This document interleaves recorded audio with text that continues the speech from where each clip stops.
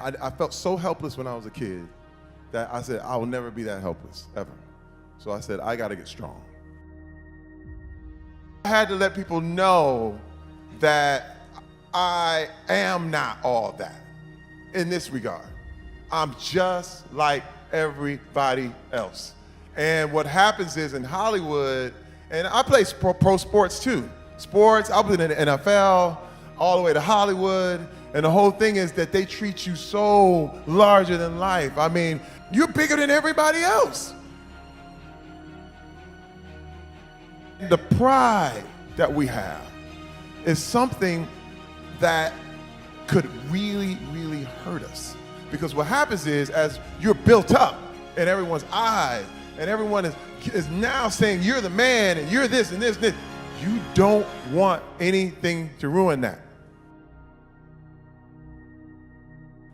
You start to love that, even though in your personal life, it's messed up. Even though at home, everybody knows the real you. But you keep the picture, because now it's about a brand. I'm Terry Crews, the brand. I am a brand now. I am an image, and I have an image to uphold. And it's really pride.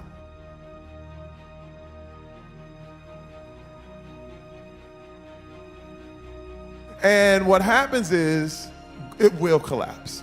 With that image, you become better than everyone else. You are now, you floating. You literally like, and you're better than other people. And this is where you see, I've seen stars, I've seen athletes, I've seen ministers, I've seen all kinds of different people who literally dog out people below them because I'm better than you.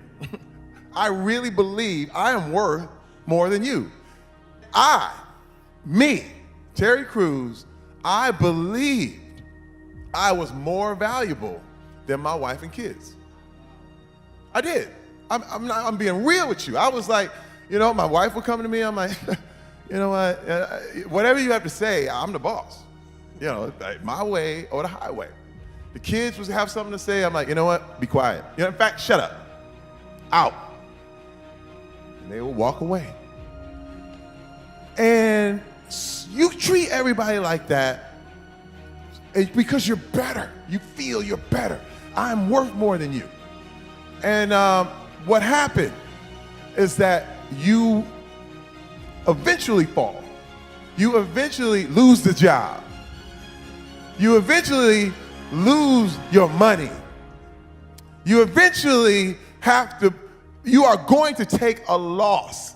Now, the most dangerous part about this, though, is because when you become your wins, when you're floating and high and all that, you inevitably have to become your losses.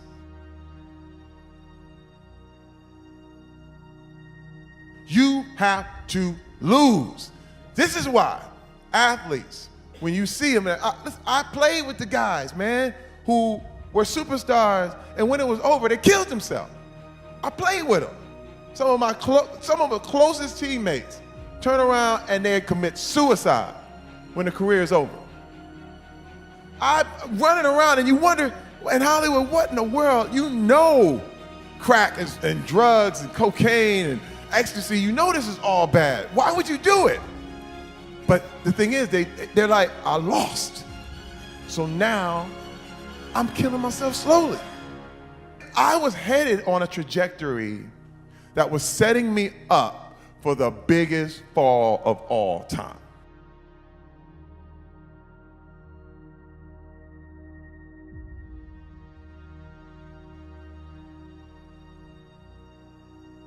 Now, I'm going to give you some great news. This is the greatest news ever. I gotta stand up, because this is the greatest news. You are good. You are good. Man, if you knew how good you were, if you knew how good you are good. I'm here to tell you. Some of you never heard it.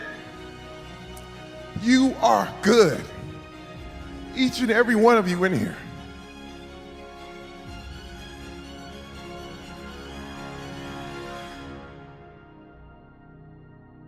You cannot, if you believe you are bad, you can't break out because you can't go past what you believe.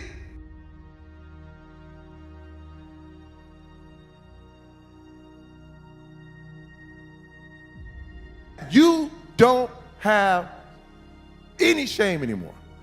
What happens is people use this to manipulate you. They're like, yeah, but you ain't all that good. Anybody that tries to put that on you, tell them to get out your face. I'm serious. Anybody who tries to put you anything that, yeah, but look at your past. See, remember when you walk away, you leave, or you tell them to go. This is the best news you've ever heard in your life, because once you understand that you're good, you act accordingly.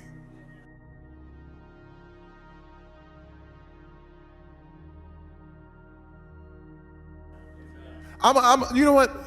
I have to put it like this with fitness, because this is a lot of people like to hear. Of course, with men, we like to work out. I love to work out. So, but some people get out of shape and they feel bad, and they say, "Man, you know, it works like shame. It's the same thing." So you feel like, "Man, I can't. I'm overweight. I feel bad." What happens is those cycles just keep going. You feel bad. So what happens so you feel better? You eat again. And then you feel bad in the gym because people are looking at you and you go, "I don't look good in my pants." And I'm just, you look in the mirror and you go, "Man, this fat is still here." And the whole thing, and fitness is way over there. It's somewhere I gotta go, and it's across the country, and it's so long. Why I give up? You know what? I'm gonna just sit down here, eat another donut. And let me tell you, that's real. But fitness is in you. It's in you the whole time. That fit body is there. And you think it's way over there. And that's the lie. So the lie is, another guy comes in the gym, he walks in like, "Hey man, you can't lift that." And he walks by and you feel shame again. But you don't let nobody do that to you. I'm here to tell you. In fitness, it's one thing that you say, "You know what? I am fit." Even if you don't see it, I am fit. And you know what fit people do? Fit people go to the gym. Fit people don't eat donuts. Fit people eat protein.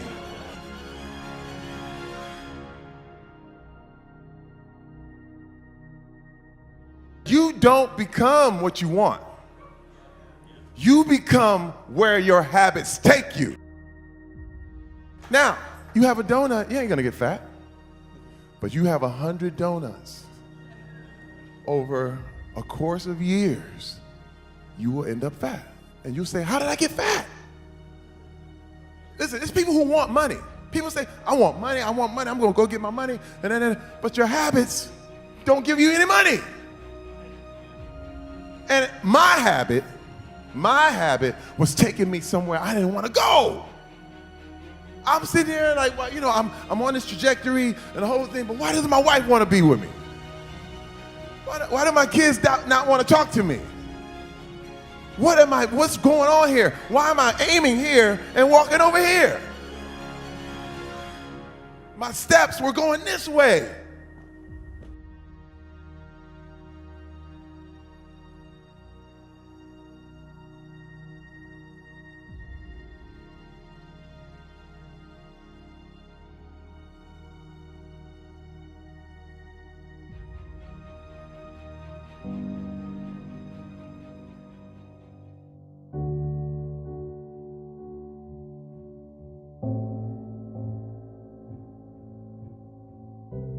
What would you do if you knew you couldn't fail?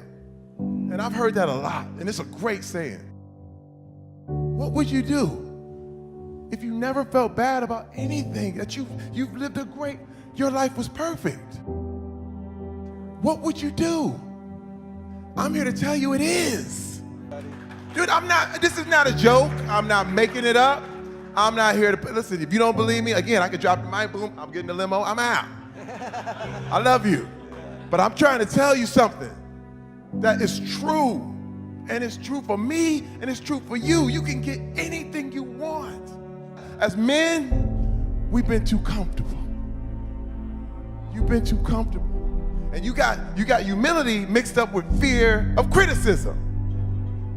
So you don't want to go up to your bosses and say, hey, you know what? I'm going to take this to a whole nother level. Because you know all other guys are going to be like, hey man, you're making us look bad. Hey man, you're now just doing just enough to look as good as everybody else so you can fit right on in because the other people will criticize you. Get criticized. I'm at the gym, man, and I don't play. When I'm in the gym, I do not play. I make noise, I lift, I throw, I have power cleaning, and I was like, bah!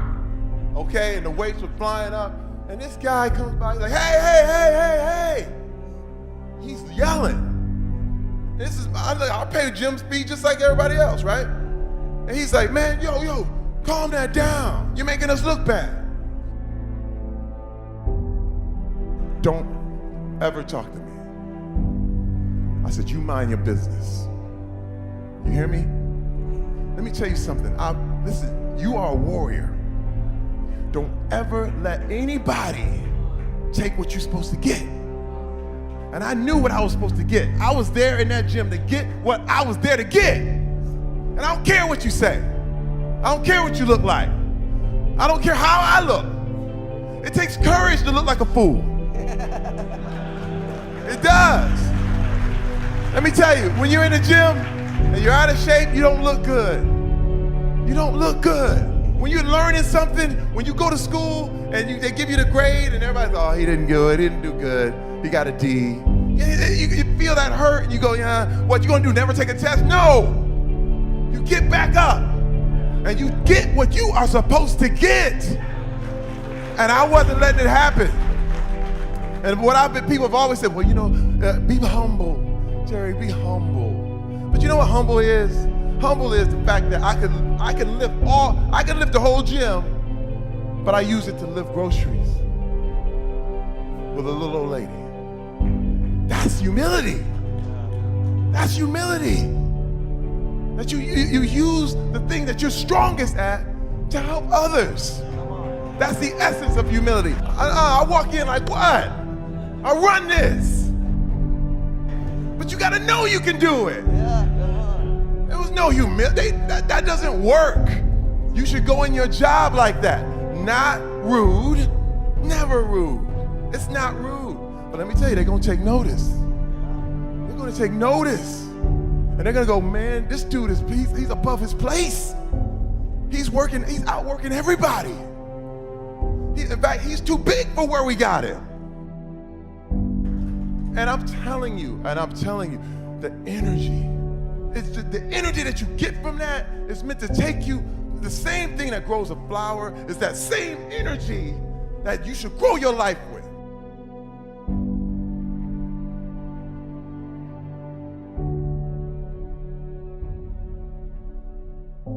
If you don't grow, you're dying.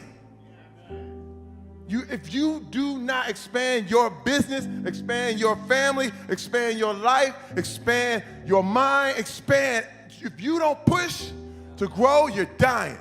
And what you have will be taken. And I don't want to see that happen to anybody, especially in here. You guys are warriors. You showed up here. I'm here to encourage you. I'm here to tell you, because I made all the mistakes, guys. I made it all, man. All. My wife was like, I'm out.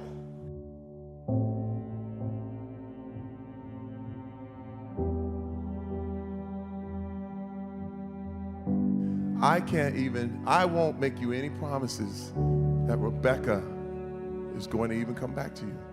Because she was gone. She was like, I'm out. He said, but you need to get better for you.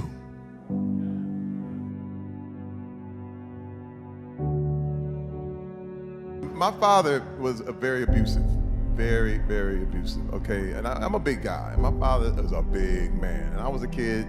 My earliest memory of my father was him knocking my mother out. So I knew, okay, I don't want to get hit. So what he says goes. And he did this for years. For years. He was an intimidator. And it was always I see his big forearms, his big hands. He stomped through the house, boom, boom, boom. And it's like, whoa, here he comes. We would run. I mean, I literally would run when I heard him coming. We knew his car would pull up, the doors would close, we'd run. And then he'd come find us, and he's like, oh no, what we do? And he was mean, really mean. Because I felt I needed to protect myself.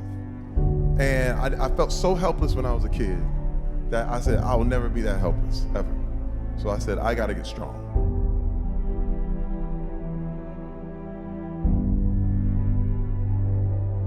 And one thing I told my father before I brought my family back home, we call this a Christmas from hell. I said, don't you do anything in front of my kids that you'll regret, okay? Because I'm bringing my kids into this house now. And he was like, I ain't gonna do nothing. I ain't got no problem. I don't care. I ain't doing nothing. So, okay. So I do it, bring the kids home. Everybody's there. The kids are at the house. I get a call. They're like, oh my God. Terry, this is my aunt. She's like, we're taking the kids over to my house. Your father beat your mom in front of the kids. Man, just the memory. I was like, man, that's the one thing I didn't want to have my kids go through. And you gonna mess it up right now? I said, okay. I said, everybody, get everybody out the house. Take them over, get them out the house. I called my brother. I said, we going over there. We're gonna deal with him right now. We got over there. He had the nerve to still be there. I said, okay, you know what? I'm a grown man now. Now, I said, hit me. Me and my brother beat my father for a few hours. And you know what? I thought I would feel better. And let me tell you, I thought, finally, how does it feel? How does it feel? He's on the ground crying in a ball. I felt nothing. I felt useless. I felt like, man, this didn't do anything. This didn't help nothing. Now we're all messed up. Sitting there, all messed up. And let me tell you, man, I did not feel 1 ounce of satisfaction. I thought it was gonna be perfect. And it was nothing. Now let me flash forward, go forward. A few years later, while I was doing recovery, and I was working on myself, and I remember just a voice came to me. He said, you gotta talk to your father. And you gotta tell him the truth. Because the truth is, I would not be here if it wasn't for him. And I said, you gotta thank him for that. I was like, oh man, I can't do that. That's crazy. I mean, I'm too, but look what he did. It don't matter. Find one thing that you can thank him for. And I called him up and I said, you know what? And it hit me, and then all of a sudden the words just came out for real.